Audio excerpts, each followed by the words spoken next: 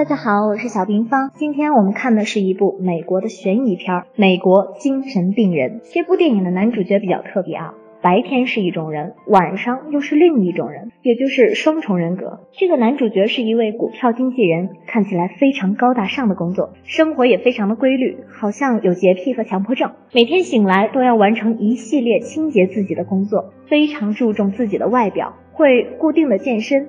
男主角有一个未婚妻，看起来他们的感情并不是很好。这个未婚妻和他说话的时候完全爱答不理，还在公共场合和别的男的卿卿我我。为什么男主角被戴了绿帽子还不在意呢？因为男主角和未婚妻的闺蜜有一腿。这天，男主角信心十足的和其他同事比较名片，结果那是非常的惨烈啊！本以为自己的是最好的，结果别人的都比他好。这个男主角自尊心非常的强啊，在下班回家的路上杀死了一个流浪汉，杀人模式就此正式开启。这天，男主角带一个同事回了家，就是那天和男主角比试名片的。男主角拿出了一个长的斧头，咔一下，血就喷出来了。看来人已经挂了。杀完人之后，男主角又回到同事的家中，制造出出远门的假象，一切看似那么顺利。第二天，警察还是找上门了，男主角伪装得非常好，可晚上回到家又像变了个人一样，疯狂的健身。男主角又带了2个女人回到了自己的住所，开始啪啪啪，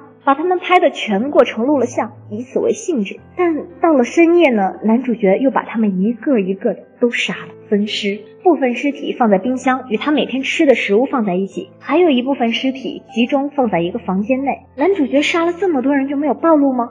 这一天终于被一个女的发现了，能怎么办呢？只能跑了。男主角拿着一个电锯疯狂的追啊，不料这个女的从楼上摔了下去，被男主角的电锯砸中了，也挂了。杀人还没有终结，男主角又对自己的秘书起了歹心，把他约到家中，拿起凶器正准备下手，却被一个电话给打断了。这个电话救了秘书一命。近乎疯狂的男主角在路上看到一只猫也要杀，被一个白发老奶奶制止了。男主角拿起手枪咔一下，老奶奶也挂了。这回没有那么幸运，把警察招来了，男主角就开始逃命，杀光了路上所有看到他的人，还引爆了警车。无路可走的男主角回到了自己的办公室，也许最危险的地方就是最安全的地方。不料这些警察也不是吃素的，来了直升机。这时候没有办法的男主角给自己的律师打了电话，准备自首，将自己杀人的所有事情都告诉了律师。第二天，男主角来到了藏尸体的地方，可这里却干干净净，没有尸体。接下来男主角又与律师见面了，律师根本不相信男主所说的，以为他只是在恶作剧，还说自己刚和男主角的同事吃过饭，怎么可能被杀害了呢？这时男主角也蒙圈了，到底是怎么回事？是自己出现幻觉了吗？但一切又是那么的真实。这边正怀疑着，那边男主角的秘书无意间看到一个小本子，里面画的都是杀人的过程，密密麻麻，真真切切。故事到这里就完结了，这些人到底有没有被杀害呢？不得而知了。电影的最后也没有出现之前可能被男主角杀害的这些人。如果真的是男主角杀害的呢？却因为男主角的身份没有人相信，因为树立了一个好的形象，所以当有任何不好的事情发生在他身上时，没有人愿意相信一个好人会做出什么伤天害理的事儿。抛开电影，其实现实生活中这样的人很多，到底是坏人伪装得太好，还是群众的事不关己高高挂起的姿态太严重？